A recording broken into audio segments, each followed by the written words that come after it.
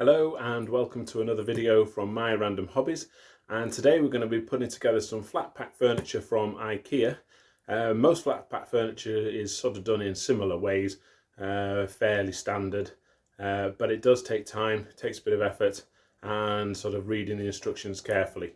So today we're going to be building something from IKEA, and I've got one of the boxes here.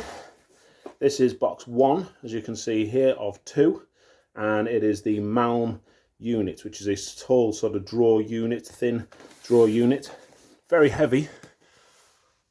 We've got 25 kilograms worth in this box and 16 kilograms in the box behind me.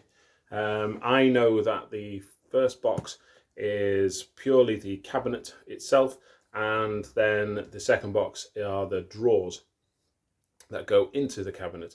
So I'll be building from box 1 first, and I'll be talking through what you need and how to go about it as we go along.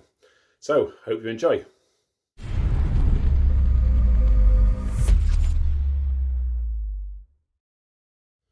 So what you see here is I've got the box open on the floor, and I have provided myself with quite a bit of floor space to work with.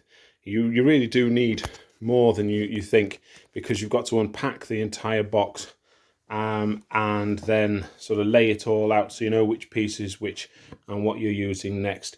But you can see there very clearly the instructions come with it, and we'll talk about that in a moment. But you'll also see that there's a whole range of packing material that comes surrounding the sort of unit so that it doesn't get damaged before you get it.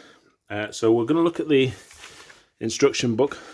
Hopefully it'll focus. There we go. And usually there's all sorts of warnings about, it being heavy, not falling on yourself. And usually the units that are a bit taller come with anchors. It then tells you about various sort of tools that you may need, and we'll talk about that in a moment. And then to work on your own rather than with someone. It's not always practical to do so. And as I say, most of these units can be built on your own if you're careful. However, I would recommend that if you do have someone that you can call upon, please do so to help.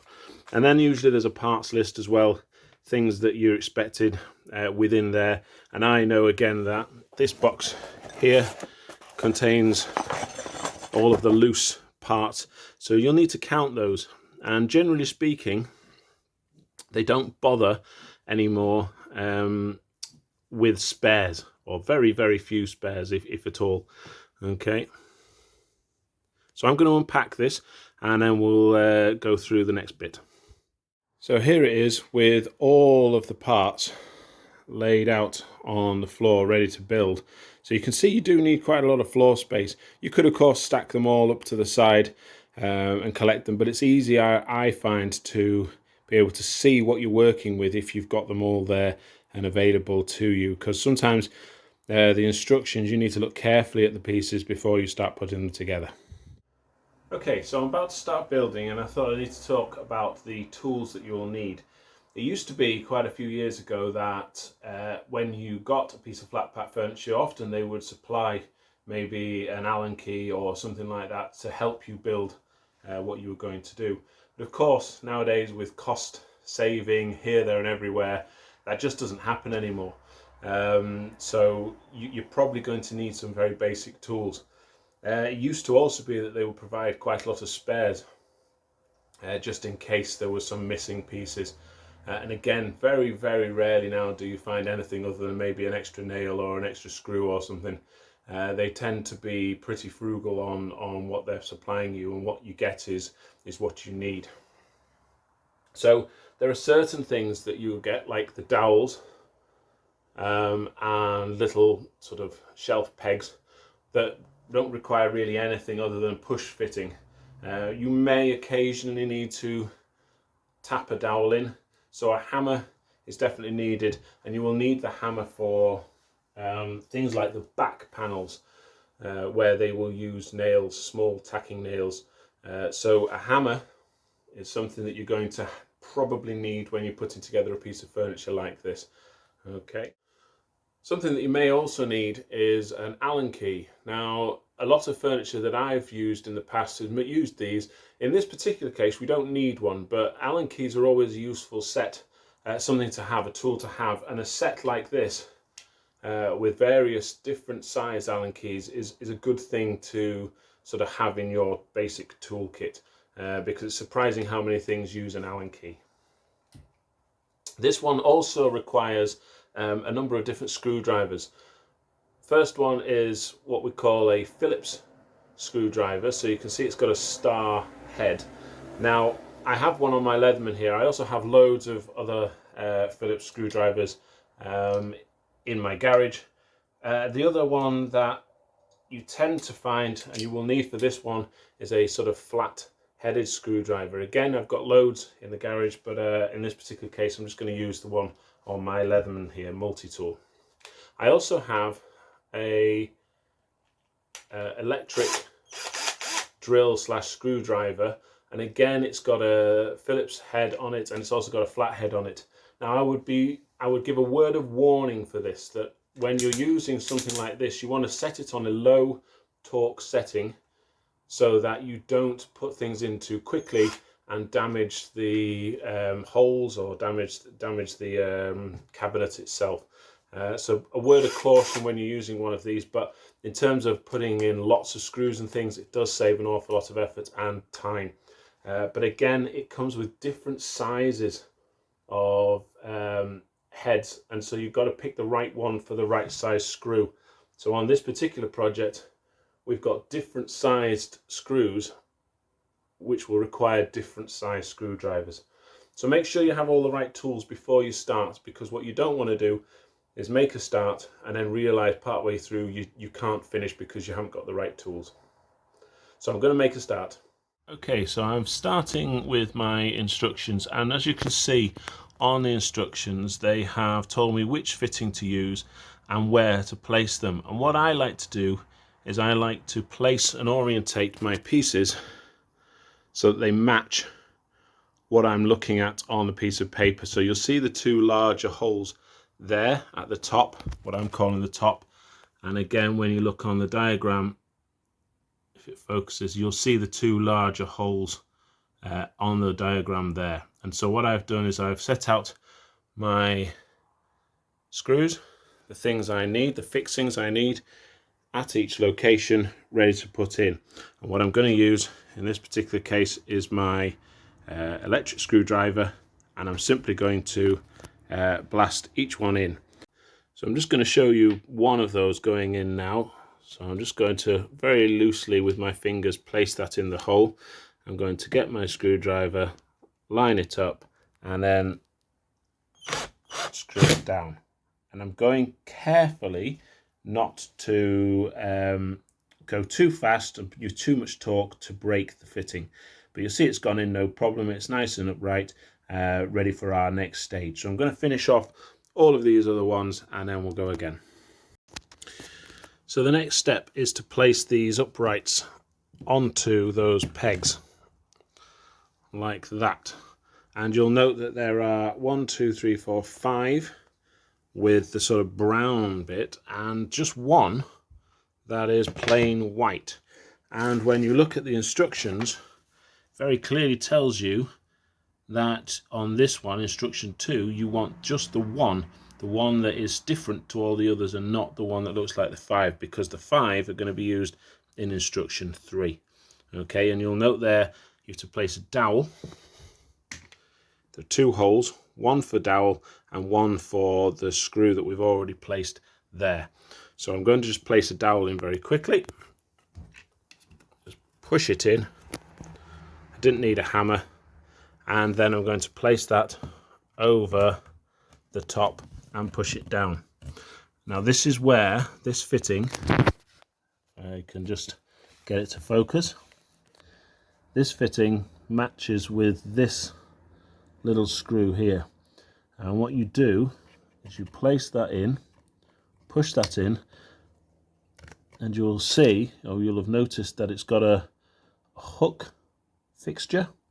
So when that turns, it locks the screw into place. So I'm just going to turn that now.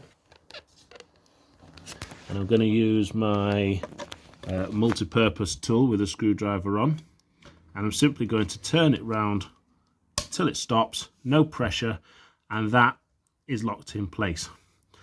Okay, I'm just going to do all the others now, and then we'll get on to the next part. So our instructions now call for the insert of the sort of main structural parts between the two sides, which are heavy chipboard. And again, what you'll find is that you look carefully at the diagram, you can see the holes here, and what I will do is I'll line that up with my hole here and place it down onto the fixture, so that again hopefully everything lines up and pushes down nicely, and then I will lock that in place. And similarly at the bottom here, I have everything lined up, ready to go, and it should just push into place. There we go. Okay, so they're the two main structural parts, and I'll lock those in place, and then we're ready for adding the next part, which is the base part here. And again, what we've got is we've got a nice white piece here, the holes lined up, and then we'll have these fixtures on either side ready to apply. But again, when you look at these, you've got to look to make sure you've got the right piece. So here you'll find, because I've checked it now, that piece will slot into that hole, and now I know I've got the right piece. So selecting the right piece is very, very important. Okay, so I have those brackets attached, and I've also attached these parts here, which are plastic, essentially they're feet for the base of the unit. And you'll notice that one side is nice and white and one side is not. That's because this bit isn't going to be seen. So when you're placing it on your unit, now that you know that this is the base, you know that this sort of uglier bit, if you like, is going to be on the bottom. So when I'm going to attach that now, I know that I'm attaching it the right way around and not that way, which of course would leave me with an ugly bit on the other side. And of course the feet aren't on the right place either. So that's how I'm going to attach it now. Alright, so this is the part where we're now probably wanting to use an extra pair of hands. I can probably do this by myself. It's not that heavy. However, it's probably easier to do it with someone else as well. And you'll notice that we've got to put all the dowels in the opposite ends and place essentially this part upside down on top. So all the holes should line up, it all should fit perfectly well without really forcing it. So I'm going to go ahead and get that set on top now. Okay, so now you can see that this other side of the frame is on, and all I've got to do now is match up these fixings from one side onto the other so that that's all secure. So where you can see I've got fixings on this side, I've got to go fixings on that side. Where I've got screws down here on that side, I've got to put screws on this side. So that's what I'm going to do now, and then I'll get back to it. Okay, so this piece is going to be part of the top. It will form part where the hinge lid will go on the top. And you can see that I have, from here, followed the sort of shape, if you like, shapes on the drawing. So when I bring this in, you can see the hinge holes here that will be used later on. You can see I've lined up the second hole for this, and you can see I've placed in my anchor brackets there. Now these are adjustable, and these can be adjusted later, but this is to anchor the unit to the wall. What they like to do on tall units now is place anchor units on so that you can screw them to the wall so they don't fall down on top of people. So I'm going to attach that now as per the instruction. Okay, at this point the unit's largely done, and now we're placing the back on, and you can see I've already laid the back on, and there's some slight grooves channeled in to the back here, and you can see that we're going to be nailing in this little area here. So we've got a narrowish ledge to nail on, but the nails are only small tacking nails, and we're going to be tacking quite a few of these. Just let that refocus.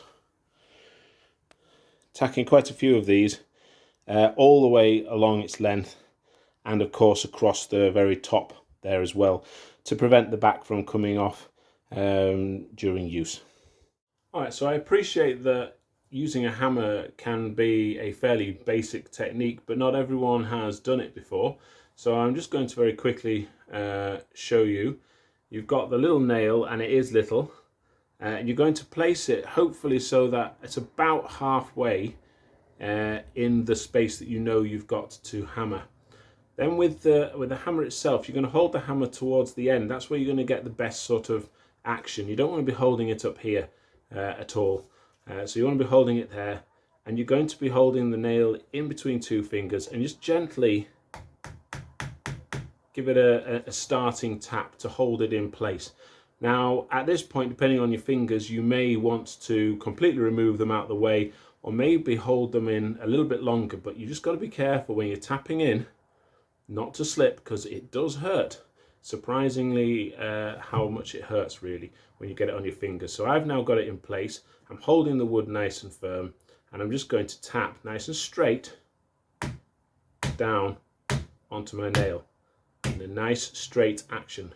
I'm going to keep doing that until it's all the way in, and you'll notice I wasn't really applying a lot of force. When you try and apply a lot of force, you're going to miss, you're going to hit an angle, it's going to bend, so you just need to keep going at a gentle pace. So I'm going to finish off all of this, and then we'll get back on to the next bit. So as you can see, I have now added all the little plastic feet to the bottom. It's all nailed down, so now all I need to do is stand it up and fit the top part before doing the drawers. Okay, so I've already started adding in the hinge bracket things into the top, and you'll also notice I've started putting in these little pegs, which are shelf pegs, just to hold the top shelf unit here. So I've just popped that in there, and again the instructions are very clear. There are two ways round that you can have this hinge, that way or that way, and it clearly says not that way, you want it that way around because it's going to open upwards. Okay, so I'm going to place that just in there, and again it's a push fit for now, he says. There we go, push fit, ready to go, and then you'll see I'll be able to screw in to hold it in place later. So here's the shelf, and that just fits in nicely. It's a sort of a friction fit, and it should slide on top of the pegs that I've already placed there. So I'm just pushing that down, and there we have our sort of jewellery compartment, if you like, and they even provide a bit of felt, so let's put that in there as well, so that a bit of felt just slides in and you've got a nice felted jewellery compartment. And then our mirrored top, here it is. You can see that those will line up with here, and then they'll screw in. So I'm just going to do that now. Okay, I almost forgot, we've got a hinge to apply for the lid. So again, here's the metal part, and again what I'm doing is I'm making it look the same as in the picture, so that I know that I've got it the right way around before putting it on. Okay, mirror joint in place, so let's get on with the drawer. Okay, so for the drawers, as before, we've set out all the parts. We've got over here the bases, the sides, smaller sides, smaller rear, larger rear of the drawer runners themselves, and then the drawer front, and then of course all the fixtures and fittings. So once again, what I've done is I've matched up what I'm looking at with the what I've got. So you'll see here the two larger holes, and you'll also note that there are two smaller holes on this far side. So that's how I know, there's actually three, but you can't see because of the arrow on the drawing. That's how you know which way you're going to get it, because of course that one works well, that matches the picture. The other side, however, if I were to place it on to match the picture with the large holes, you'll notice that the little holes are now at the bottom here, which is the wrong way round. So that's how we know. So that one would go on that side, it would go on the opposite side. So again, you can now see that the holes are there and the little holes are away towards the top end of the drawer.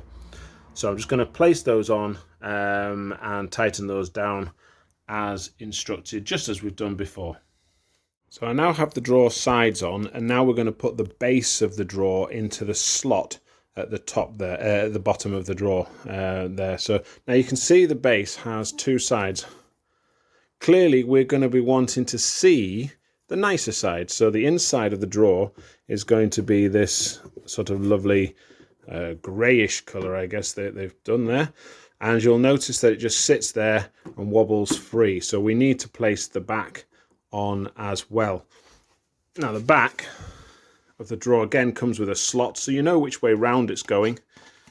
And you'll also note that there are grooves on the side which would match up with the base, with the back as well.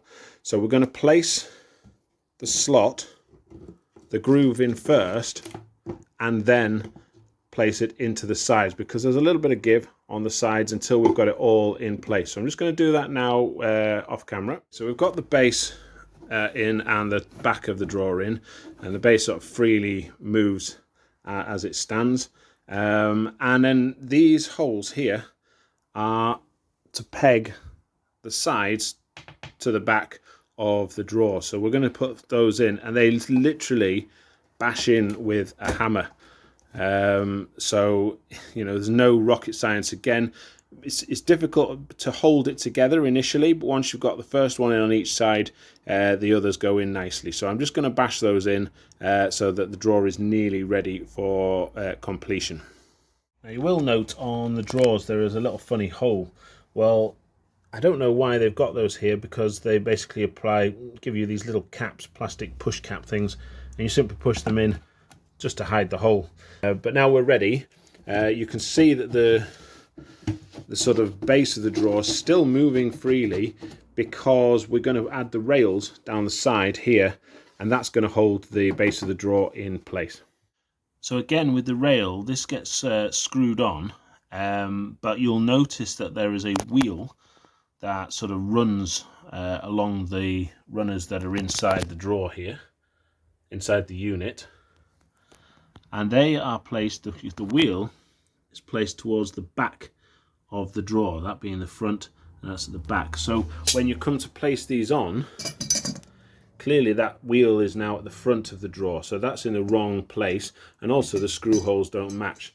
So I turn it around and I try and sort of place it. That doesn't work, so I need to use the other one, and thankfully they put them in pairs. Now the wheel is at the back, now the screw holes line up, he says, if it'll focus. See if I can get it to focus again. There, the screw holes line up, and we can screw that in place and do the other side, and then that drawer is good to go. So with the rails on, the base is now held firmly in place. We simply need to pop it in, and to pop them in we have to place the wheels at an angle. I don't know if you can just about see that there, over the top of the other wheel. We drop it in and push. Drawer in, working nicely. Now all we need to do is finish the rest and we're good to go. And there we have it, the finished product. And as you can see, the drawers slide in and out nicely. I also figured out what those little plastic bits were for that went in here. They're to provide a little bit of a cushion so that the wood doesn't hit the wood. So that's that. And obviously they lift up top with the mirror. And these are the spare bits. So actually I could have used all of those nails on fixing the back, but I chose not to. I felt I had enough in. And then we have one of those little tiny plastic bits. We've got one of those anchors. We've got a washer, and we've got a little dowel, and that's it. So they really are very good at getting what they need to get out of you. So there we go. Thank you very much for watching. I hope you enjoyed that. I hope you found it useful. DIY and putting things like this together are fairly straightforward if you have the right tools to start with and a little bit of patience. I think this probably, it takes more time than you think to put something like this together. This in total for me has taken approximately an hour and a half, somewhere between the two, to put together. So, and that's just making sure everything's in the right place, making sure everything lines up before you put it together. And that will help prevent any mistakes. So there we go. Thank you very much for watching, and we'll see you again soon. Take care for now. Bye bye.